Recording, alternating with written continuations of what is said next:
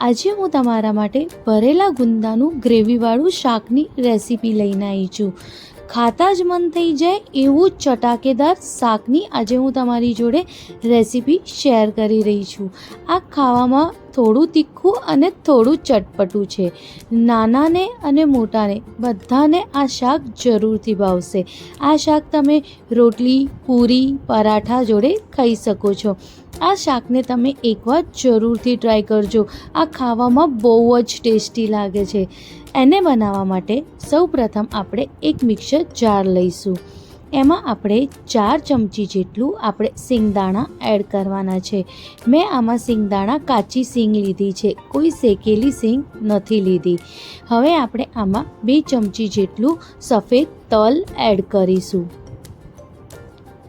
હવે આપણે આમાં 1 ચમચી જેટલું વરિયાળી એડ કરવાની છે અને 10 કળીઓ આપણે આમાં લસણની એડ કરવાની છે.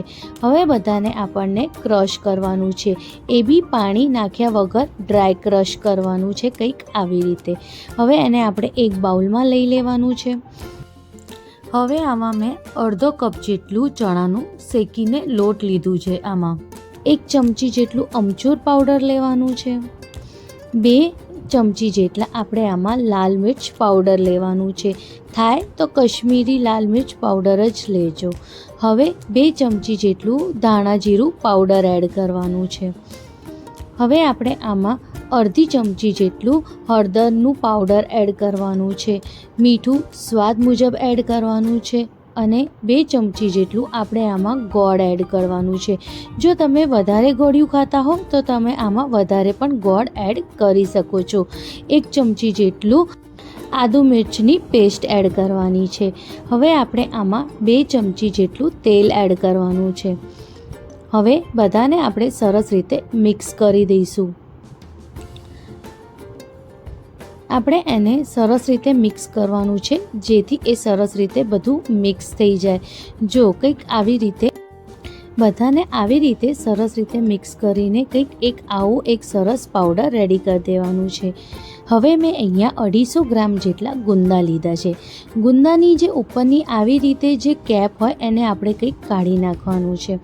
જો કંઈક આવી રીતે આપણે બધા ગુંદાની ઉપરની આવી રીતે કેપ કાઢીને રેડી કરી દેવાનું છે. હવે આપણે ગુંદા લેવાનું છે અને એક જે દસ્તો આવે છે એનાથી આની ઉપર આવી રીતે મારવાનું છે, જેથી એ થોડું ફાટી જાય. આવી જ રીતે આપણે બધા ગુંદાને આવી રીતે ઉપરથી ફાડવાનું છે. જો કંઈક આવી રીતે તમામ દસ્તાથી એની ઉપરની બાજુમાં આપણે ધીરેથી ખાલી એને આમ થોડું મારીશું એટલે એ ફાટી જશે. જો હું તમને બતાવું, જો આવી જ રીતે આપણે બધા ગુંદાને આવી રીતે રેડી કરી દેવાનું છે. હવે ગુંદાની અંદરની જે બિયા હોય એને આપણે કાઢવાનું છે. એના માટે આપણે છરી લેવાની છે અને થોડું મીઠું લેવાનું છે ડીશમાં. હવે થોડું મીઠું છરી ઉપર લઈને કંઈક આવી રીતે અંદરથી એના બધા બિયા કાઢવાના છે.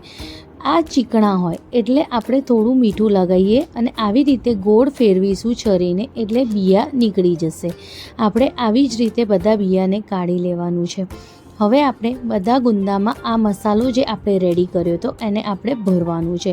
આપણે એની અંદર બરોબર મસાલો ભરવાનો છે. જો કંઈક આવી રીતે દબાઈને આપણે ભરવાનો છે. બહુ વધારે પડતું બી દબાવવાનું નથી કે જેથી એ તૂટી જાય. આપણે નોર્મલ હાથથી જ એને કંઈક આવી રીતે દબાઈને ભરવાનું છે. આપણે બધા ગુંદામાં આવી જ રીતે મસાલો ભરીને રેડી કરી દેવાનું છે.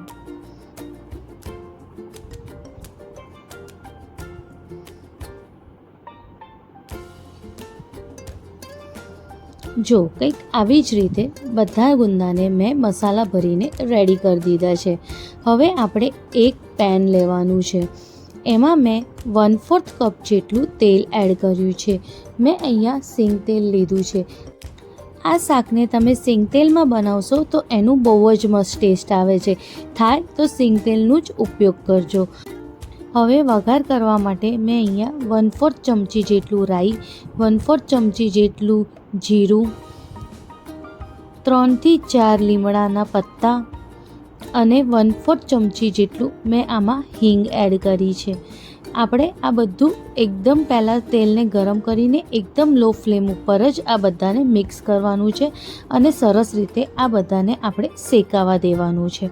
જ્યારે આ બધું સરસ રીતે શેકાઈ જાય પછી આપણે બધા ગુંદાને જે આપણે મસાલા ભરીને રેડી કર્યા હતા એ બધાને હવે આપણે આમાં ઉમેરીશું અને હવે આપણે એને સરસ રીતે ચડવા દેવાનું છે.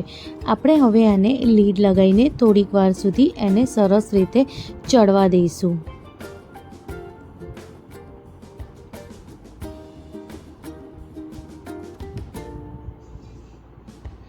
આપણે એને એકદમ લો ફ્લેમ ઉપર જ ચડવા દેવાનું છે.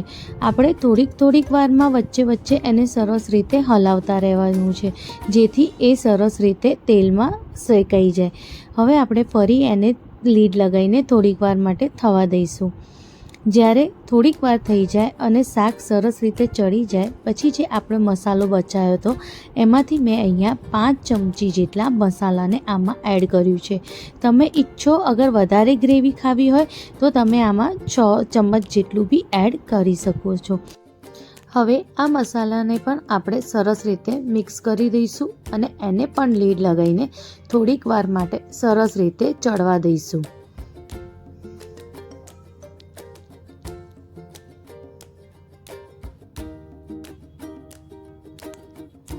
થોડીક વાર પછી જ્યારે એ સરસ રીતે શેકાઈ જાય પછી આપણે આમાં 1 વાટકી જેટલું છાશને એડ કરીશું. તમે છાશની જગ્યાએ 1 વાટકી દહીં પણ લઈ શકો છો.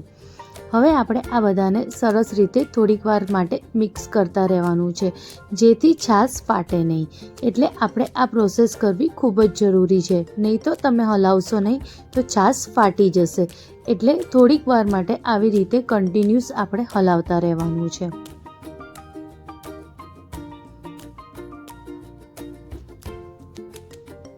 થોડીક વાર પછી જ્યારે એ સરસ રીતે મિક્સ થઈ જાય અને સહેજ શાક ઘટ થવા આવે ત્યારે આપણે એને લીડ લગાવીને થોડીક વાર માટે થવા દઈશું.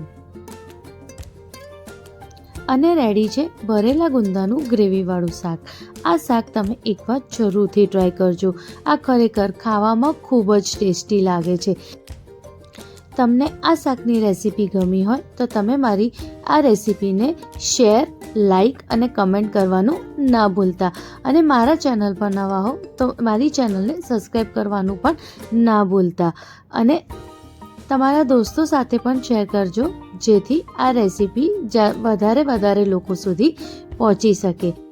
જ્યાં સુધી ગુંદા આવે છે ત્યાં સુધી એકવાર આ રેસીપી જરૂરથી ટ્રાય કરજો. મળીએ એક નવી રેસીપી સાથે. Thank you.